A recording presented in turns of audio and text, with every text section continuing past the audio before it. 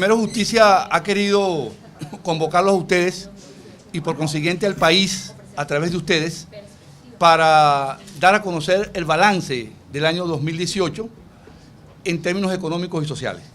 Ustedes saben que hace aproximadamente 7 años ya no se publican las cifras del Banco. El Banco Central no da el balance de fin de año, que era algo tradicional, no hay cifras y nosotros sí tenemos la cifra.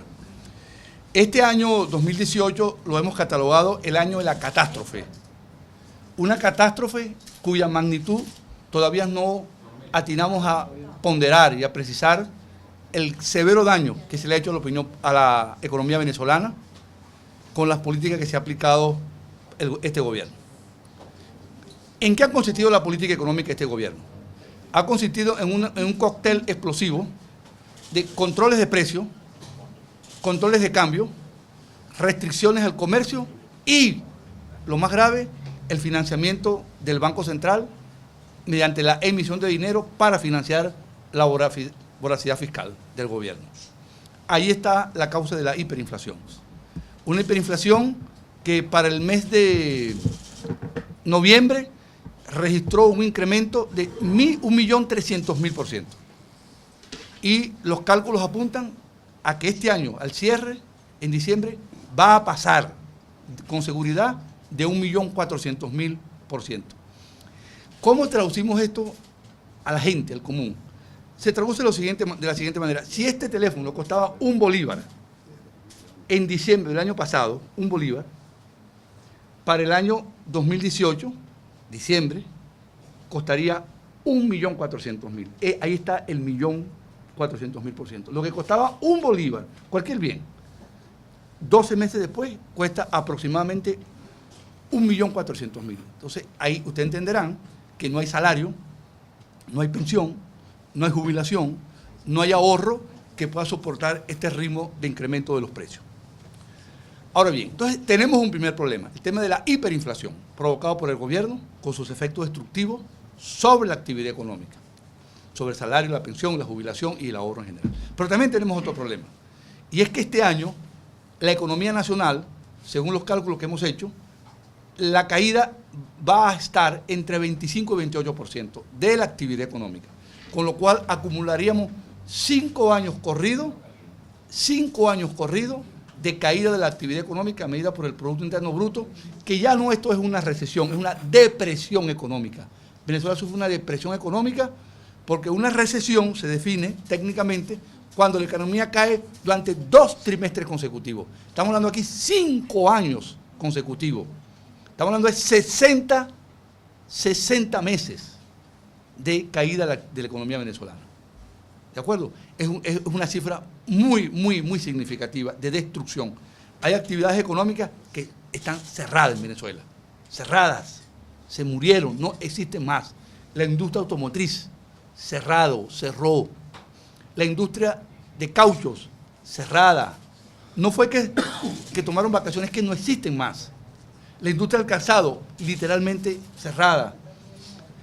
Son actividades que prácticamente dejaron de existir en Venezuela. Entonces, una recesión de la economía muy pronunciada. El tercer elemento de este balance, el primero es la hiperinflación, segundo la caída de la actividad económica, el segundo es el tema del financiamiento externo.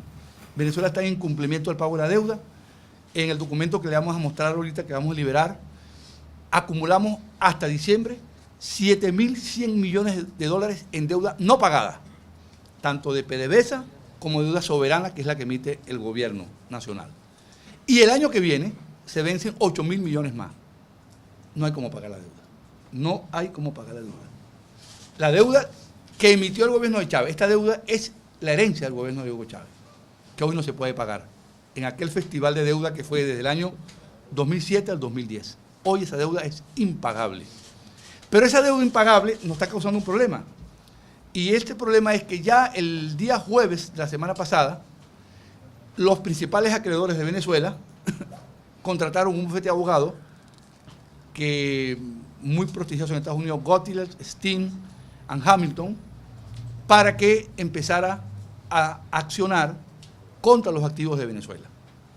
Y esto es muy importante que nosotros lo advirtamos, de que cualquier pérdida de activos nacionales, en particular Citgo, que es la joya de la corona para Venezuela, con sus aproximadamente 5.000 estaciones de servicio, más las 3 refinerías que tenemos en Estados Unidos, si esto se llegase a perder por una acción judicial, esto es culpa de Maduro.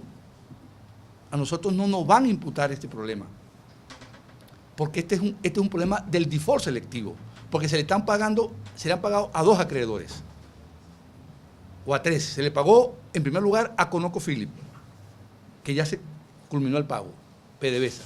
Segundo, se pagó a Goldman Sachs la transacción. Y tercero, se le pagaron a los acreedores del bono PDVSA 2020, que tiene como garantía la mitad de Citgo en manos de Rosneft. Por eso es que se pagó. Entonces, los venezolanos fuimos estafados. Los venezolanos que confiamos en que el gobierno iba a pagar la deuda, fuimos estafados. Porque nos tenemos unos bonos ahorita y no nos pagan. Fuimos estafados. Y como fuimos estafados, nadie puede confiar en el gobierno venezolano para la emisión de un bono, porque tenemos el precedente que no nos pagaron. Entonces, un gobierno que estafó a aquellos que confiaron en el bono, compramos los bonos, cuando le emitieron los compramos, y hoy tenemos el papel prácticamente que no vale nada, porque está en default 1 año y 2 meses que no pagan, acumulándose la deuda, y ni siquiera se ha hecho un esfuerzo por refinanciar la deuda. Entonces, ustedes entenderán que cuando usted no paga la deuda, los mercados se te cierran, porque no está pagando, le está pagando a unos y a otros no. Entonces, inventaron de echarle la culpa a Julio Borges y a la Asamblea Nacional, porque supuestamente le cerró el financiamiento cuando se lo cerraron ellos mismos, cuando no pagaron la deuda que ellos emitieron, y en consecuencia hoy tenemos a muchos venezolanos y a muchas instituciones que hoy tienen una deuda, una creencia con Venezuela y no la pueden cobrar, porque ni siquiera los han reunido para decirle, señores, vamos a un proceso de refinanciamiento de la deuda o de renegociación de la deuda. Lo dejaron en el limbo. Entonces ustedes entenderán que una deuda de más de 60.000 millones de dólares impaga va a provocar una acción de los acreedores, con el cual nosotros jamás vamos a estar de acuerdo. Pues nosotros no somos representantes de los acreedores, somos representantes del pueblo venezolano. Pero entendemos que aquellos que no han cobrado tienen que cobrar, porque en esa situación están los propios venezolanos, hoy estafados, como dije, por un gobierno que incumplió con el pago de la deuda externa. Y esto ha llevado a otro problema, que es el cuarto tema. Primero, la hiperinflación, segundo, la depresión, tercero, el financiamiento externo. El cuarto problema, que es que la economía se está dolarizando de facto. La economía se está dolarizando. Hay 2 formas de dolarizar una economía. Por la vía del derecho, cuando el país adopta la moneda extranjera, el caso de Panamá, el caso de Ecuador, el caso de El Salvador, el caso de Guatemala y las islas del Caribe, que tienen o el euro o el dólar, una dolarización de derecho. Pero hay también la dolarización de facto. La dolarización de facto ocurre cuando el venezolano no confía en el bolívar, porque no hay manera de hacer un acuerdo en bolívares. O sea, ¿cómo pactas tú una deuda en bolívares ahorita y cuánto vas a pagar mañana?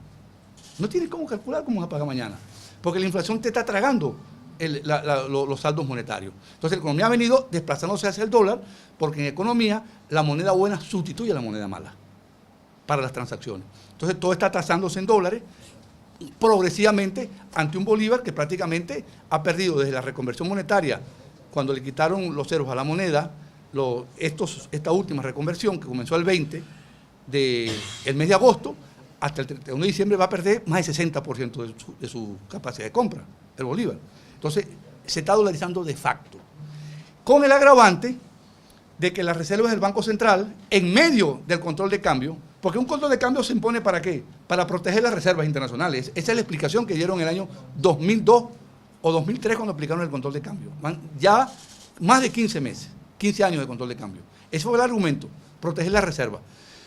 Cuando se aplicó el control de cambio, en ese mes de febrero del 2003, las reservas están en 28.000 millones de dólares. Ahorita están apenas en 8.000. Y este año, estamos perdiendo casi, para ser exacto, 967 millones de dólares con el control de cambio y sin pagar la deuda. Entonces, si tú tienes la deuda de 7.100 millones vencida y no pagada, y te tocase pagar ahorita, prácticamente tendría que vender todo el oro de las reservas para poder pagar. Porque si la deuda es 7.100 y tienes apenas en reserva 8.000 millones, prácticamente tienes que vender el oro, no te queda caja para poder financiarte. Y este es el cuarto problema. Y el quinto problema de este balance es el tema de la producción petrolera. Los venezolanos hoy no hemos valorado no hemos valorado, no hemos ponderado la magnitud de la destrucción de la industria petrolera. Ustedes saben que el pozo petrolero, el yacimiento, él tiene una declinación natural por la geología, por la formación geológica del yacimiento, que es aproximadamente entre 15 y 20%. De manera que si tú no invirtieses en el petróleo, en 5 o 6 años el petróleo tiende a cero la producción, porque es como una bombona de gas que está abierta, no la repone, entonces el pozo pierde presión porque el gas se está evaporando con la perforación. Entonces tiene que inyectarle gas y otros elementos para mantener la presión y que el petróleo fluya. Bueno, este año los cálculos nuestros apuntan que vamos a perder 500.000 barriles de petróleo o más con respecto al cierre del año pasado.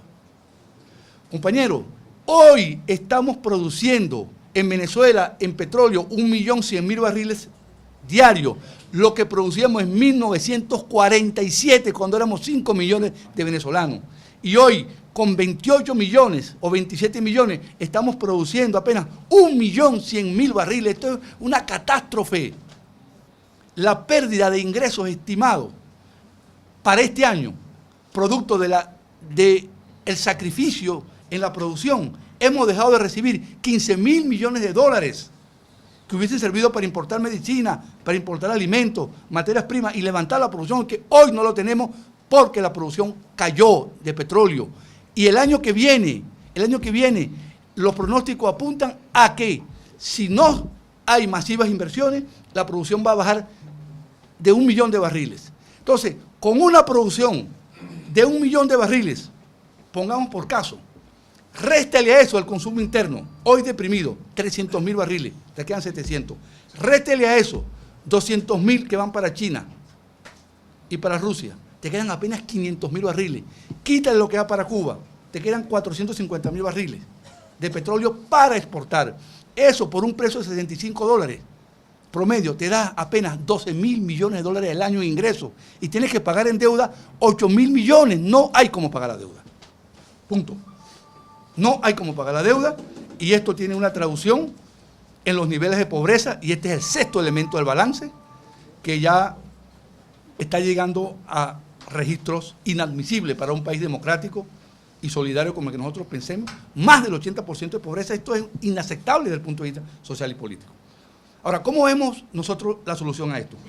Nosotros creemos que sí hay solución y hemos trabajado concienzudamente en esto para presentarle al país una opción viable. Nosotros no solamente vinimos a criticar, vinimos a proponer una solución a la crisis. Y esa solución a la crisis pasa evidentemente por un cambio y una reorientación de la economía y de la política nacional. Pero esto tiene 3 componentes. En primer lugar, la atención de la emergencia humanitaria, compleja que se llama ahora, en la cual necesitamos la asistencia internacional para proveer de alimentos y medicinas a aquellos que hoy no pueden. En segundo lugar, un plan de estabilización económica, que no es un plan de ajuste macroeconómico para reducir el gasto, devaluar la moneda, subir la tasa de interés y meterle otra recesión a la economía. Un plan de estabilización para detener en seco la hiperinflación. Porque una hiperinflación de otra vez 1.000.000% o más de 1.000.000% sería insostenible para el país. ¿Y cómo paramos la hiperinflación? Como se ha parado en todas partes. Nosotros pensamos que la clave está en detener el financiamiento monetario del Banco Central. Si el Banco Central sigue imprimiendo papelillos, porque eso es lo que hacen, no son billetes, esos son papelillos, para financiar el gobierno, vamos a tener o seguir teniendo la hiperinflación. Segundo, importante, tenemos que tener financiamiento externo, porque sin financiamiento externo vamos a tener que hacer una contracción de la economía para sacarle plata a la gente que ya está arruinada. Entonces la economía va a seguir cayendo, eso no nos gusta a nosotros, porque sería someter al país a una restricción peor que la que tenemos hoy. Y el tercer elemento para ello, para parar la hiperinflación, es estabilizar la tasa de cambio. Nosotros pensamos que hay que anclar la tasa de cambio y parar la devaluación del bolívar, porque esta devaluación permanente es lo que está retroalimentando la hiperinflación, pues todo está referenciando con el dólar. ¿Ustedes se han fijado cómo ha venido acelerándose la devaluación del DICOM? O sea, se está acelerando la devaluación del DICOM. O sea, el gobierno que tiene prácticamente un régimen de mini devaluaciones permanentes, bueno, eso está acelerando la devaluación de la moneda y en consecuencia creando este problema. Pero hay algo que ustedes no saben, que en medio de todo esto, el gobierno tomó 2 medidas. Una, aquella medida del encaje legal. 50% de cada 100 bolívares que la gente deposita en los bancos, 50 están yendo para para el Banco Central y no se pueden prestar. Entonces a la banca le queda 50 nada más. Pero hay otra, y esta es una novedad. Esto, ¿cómo llaman ustedes? Esto es un tubazo. Y es que el Ministerio de Finanzas le quiere imponer a los bancos que no le presten a las empresas privadas. Es verdad. Le quiere imponer una camisa de fuerza para que no presten. Porque ellos piensan que es el crédito bancario el que está generando el ataque contra el bolívar. Claro, el crédito te entra a la cuenta, plata nueva, y tú con la plata nueva puedes comprar los dólares a cualquier precio, porque se está generando bolívares. Si hacen esto, la caída de la economía hace peor, porque la economía no va a tener financiamiento. Entonces tú quieres reactivar la economía, el plan se llama recuperación de la economía, y le vas a meter una política monetaria súper restrictiva, que está secando los bolívares en el mercado, y además le va a impedir a la banca que preste. Entonces lo que va a hacer es profundizar la recesión. Esto no es la solución es estabilizar el tipo de cambio, parar el financiamiento monetario y que el Banco Central tenga autonomía para fijar y ejecutar la política monetaria. Y el tercer elemento de este plan, el primero que le dije es la ayuda humanitaria, segundo, la estabilización macroeconómica, y el tercero es levantar la producción petrolera, que desde la comisión especial que nombró la Asamblea, presidida por el diputado Millán, se han venido haciendo esfuerzos importantes. Aquí no hay recuperación sin el petróleo. No hay manera de recuperar $1, ni siquiera el arco minero. Pueden devastar Guayana, pueden acabar con el agua en Guayana para sacar unas toneladas. Eso no compensa 100.000 barriles de petróleo, que es lo que te da la caja para financiar el fisco nacional. Entonces, nuestro plan es abrir el sector petrolero a la inversión, sin complejos, nacional y extranjera, porque las reservas que están en el subsuelo serán reservas, pero no serán petróleo, si no se explotan. Y para explotar hay que tener tecnología, hay que tener capital. Para que el petróleo no caiga, para que la producción petrolera no caiga, no es que aumente, que no caiga, hay que invertir $10.000 millones, nada más para mantenimiento, para meterle presión al pozo, para perforar, para estabilizar la geología del yacimiento, $10.000 millones, que hoy PDVSA no tiene. Si no tiene para pagar la deuda. Entonces, eso es inversión extranjera nacional, inversión extranjera e inversión nacional. Y una nueva gobernanza en los proyectos de la faja del Orinoco, y sobre todo, que es una de las propuestas que hemos hecho nosotros, reorientar parte de este esfuerzo de inversiones de las que van a venir en Venezuela con una nueva realidad política y económica en el país, en el estado Zulia. El petróleo del estado Zulia, hoy la cuenca de occidente de Venezuela, que cuando llegó Chávez en el año 1999, esa cuenca, solamente la cuenca del lago de Maracaibo, producía 800.000 barriles diarios. Hoy apenas está produciendo 100.000 barriles diarios. Zulia está arruinado. Es un petróleo fácil de extraer. Todo el levantamiento sísmico y geológico del estado Zulia es conocido, y nosotros pensamos que desde el estado Zulia puede comenzar el proceso de recuperación de la industria petrolera, apoyado obviamente en los campos del oriente venezolano. Entonces, como ustedes pueden ver, aquí sí hay propuestas. No nos vengan otra vez con el ritornelo y con el estribillo de que lo que hace es criticar. Aquí hay una propuesta para sacar al país de este año que nosotros le hemos calificado como el año de la catástrofe económica y social de Venezuela.